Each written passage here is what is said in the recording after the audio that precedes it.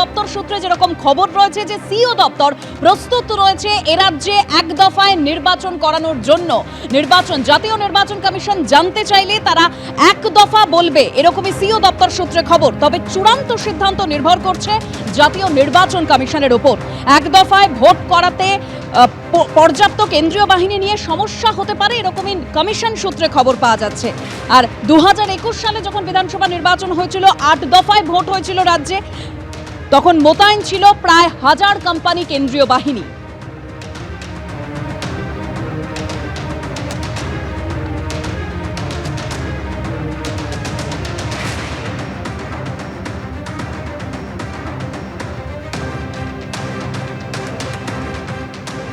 এক দফায় হবে না 5 দফায় হবে আমরা জানি না। এখনো পর্যন্ত আমাদের কাছে সরকারি কোনো কমিউনিকেশন বা ইলেকশন কমিশনের কোনো কমিউনিকেশন আসেনি।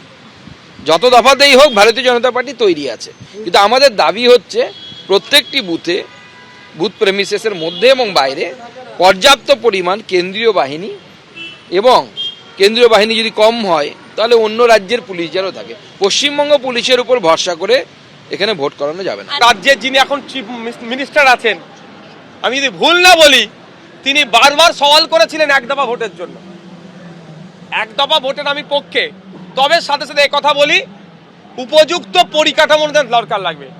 নাহলে সকাল 6-7টা থেকে ভোটার লাইন হবে, এক দফা ঘোষণা করে দিয়ে বেলা 10টা ইভিএম মেশিন পৌঁছাচ্ছে, ও কাজ না হয়। পর্যাপ্ত পরিমাণে ফোর্সও দিতে হবে, সেই ফোর্সের কি অ্যারেঞ্জমেন্ট করতে পারবে? শুধু এক দফা যতটা বলতে সহজ, ততটাই কিন্তু করতে কঠিন হবে। তবে আমি চাই স্বল্প দিনের মধ্যে ভোট হয়ে যাক। খুন খারাপি, হিংসা, মারামারি দেখবে যাবে শর্ট টাইমের মধ্যে হবে। আমি হিংসা মারামারির পক্ষে নয়, কিন্তু অনেক কমবে। আজ এসআইআর এর শুনানির শেষ দিন। হারোয়া বিডিও অফিসের ছবি আপনাদের সামনে রাখবো, যেখানে তুমুল ভিড়। অন্যদিকে বিরাখা বিধানসভায় 2টি বুথে শুনানির জন্য হাজির বহু মানুষ, একেবারে লম্বা লাইন, সেই ছবি আপনারা দেখতে পাচ্ছেন। আর রোজ ডে উপলক্ষে হাজির হওয়া ভোটারদের গোলাপ, কেক, জলের বোতল বিলি করলো তৃণমূল। গোলাপ, কেক, জলের বোতল বিলি তৃণমূল নেতা আব্দুল খালেক মোল্লা।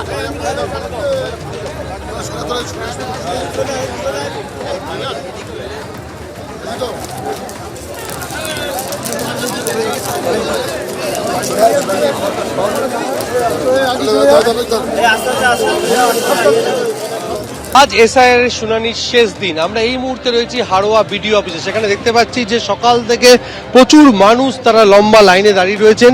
কাউকে একাধিকবার ডাকা হয়েছে এবং প্রত্যেকে হয়রানির শিকার হচ্ছেন, এমনটাই অভিযোগ। কথা বলে নেবো যারা দাঁড়িয়েছেন, আপনাকে কতটা সমস্যায় পড়তে হচ্ছে? সমস্যা অনেক, হয়রানির মধ্যে পড়েছি। হিয়ারিংয়ে বারবার ডাক করছে, কাগজপত্র থাকা সত্ত্বেও। কেন, কি বলছে?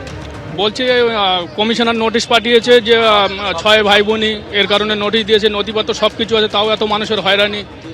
আমাদের খালেকবাবু যথেষ্ট। কত দূর থেকে? আমি এসেছি সাহেবাদ থেকে। আজকে শুনানির শেষ দিন। আজকে আমরা এই মুহূর্তে দেখতে পাচ্ছি যারা আধিকারিক তারা ব্যস্ত রয়েছেন। লজিক্যাল ডিসপেন্সেশন, হ্যাঁ, না নাম মিস্টেক, হয়তো আকার ইকার এরকম, এছাড়া অন্য কিছু নয়। অনেকে দেখা যাচ্ছে একাধিকবার। না এরকম জায়গায় এখানে নেই। এরকম মোটামুটি নামের ভুলের জন্য ডাকা হয়েছে, এক বা একাধিক নয়। আমার প্রথমবার বিএলওর কাছে সাবমিট করতে হয়েছে, তারপরে আমি সব ডকুমেন্টস দিয়েছি, জন্ম সার্টিফিকেট, মাধ্যমিক পাস সার্টিফিকেট, মাধ্যমিক অ্যাডমিট সব দিয়েছি, আদার্স ডকুমেন্ট যা আছে সব দিয়েছি, কিন্তু তার প্রথমবার বিএলওর কাছে জমা দিয়ে ফিরে এসছে।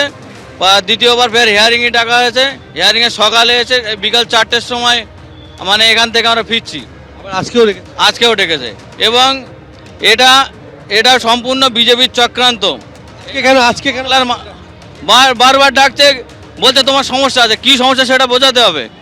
আর আমাদের এইভাবে হয়রানি করাটা বিজেপির একদম উচিত হয় না। চক্রান্ত করে ডাকা হচ্ছে, এমনটাই অভিযোগ করছেন ভোটাররা, এবং সেই কারণে আজকে এসআইআর এর শুনানির শেষ দিনও লম্বা লাইন হারোয়া বিডিও অফিসে। ক্যামেরায় কৌশিক কর্মকারের সঙ্গে সমীরণ পাল, এবিপি আনন্দ, উত্তর 24 পরগনা। যে ছবি আমাদের প্রতিনিধি সমীরণ তুলে ধরলেন, একেবারে এসআইআর শুনানির শেষ দিনে হারোয়া বিডিও অফিসে তুমুল ভিড়। বিরাখা বিধানসভার 2টি বুথেও শুনানির জন্য হাজির হয়েছেন বহু মানুষ। স্থানীয়রা কি বলছেন শোনাবো।